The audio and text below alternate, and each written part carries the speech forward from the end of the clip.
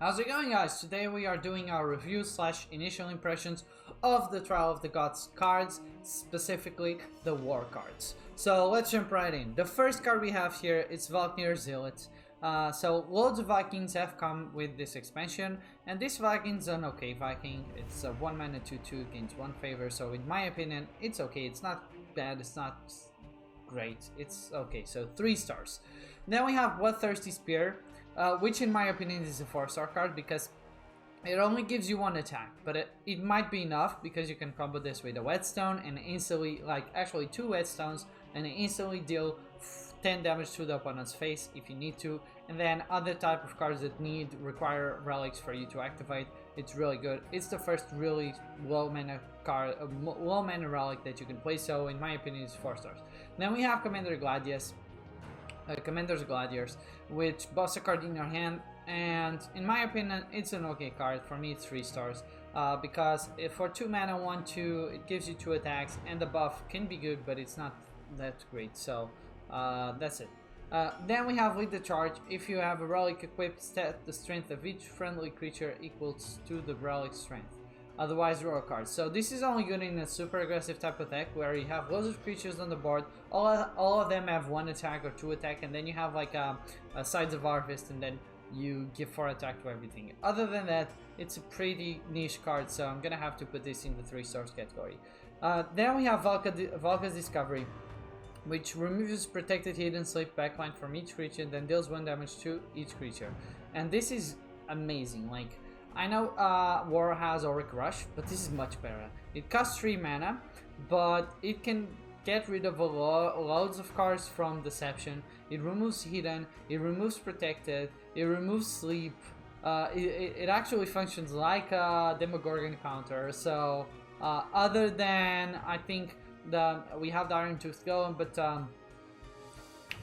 other than that, I don't think any god has a direct Demogorgon counter, so this card is amazing. In my opinion, it's 4 stars. Then we have Fenris Berserker, which after this creature attacks a god, destroy their relic. In my opinion, it's 3 stars. It could be 4 stars, but the problem is it needs to attack a god. So if it was just attack, okay. If not, then they can just put front lines and you're not going to be able to deal with the relics. So in my opinion, it's 3 stars. Then we have Knockfeet Pillager, a good card for war because it gives you sustainability. It has Wind Strike and Leech. The only thing it needs is the Blitz. But you can play this in Onslaught War and just recover 6 health right away because you can trade against a smaller creature and then against something else. So in my opinion, this card is a 4 star. Then we got Blessing of War. For each war creature in either void, you gain 2 favor and your opponent loses 2 favor. I think for 4 mana this is terrible for you to be gaining like a favor, and just spending 4 mana just for the favor, it's really bad. So I'm gonna have to put this in the 2-star category. Then we have Might Makes Right. And if it was just buffing a creature in your hand by 2/2, it would be bad. But since it gives it Lich, it gives the sustainability that the buff type of decks need in the long run. So I'm gonna have to put this in the 4-star category because it's really good for buff decks. Then we have Bladesworn Warrior, which if you have a relic equipped, give God Blitz to this creature. And I think it's the first God Blitz type of creature that's like low mana that War has, and you can buff this, so it can be super strong, and you can then mimic this and get copies of it and stuff like that. So it's freaking awesome. You're only gonna be playing this if you have a relic equipped, but it can be absolutely bonkers. I'm gonna have to put this in the 4 stars, but it's like upper end of 4 stars, almost 5 stars. Then we have Mountain Raider. Summon a copy of this creature. Well, if it's buffed and you're summoning like 2 4/4s for 4 mana, it's pretty good.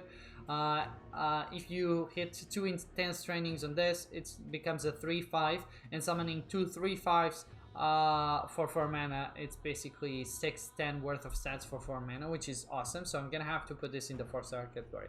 Then we have Tortillas In Pier. After a friendly creature attacks, give +1/+1 to a friendly creature with the lowest strength. At the end of the turn, remove 1 durability. So this is like the opposite to the Bell from Light that we just reviewed last time in the last video. But this is kind of like the opposite because it buffs the card. So I'm gonna put this at 4 stars. I would much rather have this at like 4 durability or 5 durability, but I think it's still pretty good. Then we have Vagabond Weaponsmith. Twin Strike Roar, if you have a relic equipped, give +1 strength to this creature and your relic. It's a 5 mana 5/4 essentially with Twin Strike. And if you're doing a super aggressive type of deck, I can see this card working, but other than that, I don't like it that much. I don't think it's that useful, so I'm gonna have to give it 3 stars. Then we have Trial of the Innocence. At the end of your turn, double each friendly creature's strength and give them Afterlife. Deal damage equal to this creature's strength, split randomly among all enemy creatures. So basically, not only it increases the strength of your cards, it also gives you board clears in the function of dealing damage split across everything. So it's a pretty good card, 4 stars in my opinion. Then we have Tartissas Mob. Summon 2 copies of this creature, and the Afterlife is deal damage equal to this creature's strength, split randomly. So basically it's the same as the Trial of the Innocence, but now in the form of a creature. So you're only gonna be wanting to play this because you're spending 7 mana. You're only wanting to play this if you get at least 3 5/5s. That would be 7 mana, 15/15 worth of stats. Other than that, I don't like this card that much. It might be better than the 9 mana one we're gonna be reviewing afterwards, but it's an okay card. For me, I'm gonna have, well, I'll put it in the 4 star, like lower in the 4 stars. It can prove to be pretty good in buff style decks. I don't know. Then we have Strength in Numbers. Add 4 random war cards to your hand and give them +2/+2. This is absolutely terrible. Even though it draws you 4 cards, you completely waste an 8 mana turn, which is like the deciding turns in the game. So wasting an 8 mana turn is terrible. So 2 stars.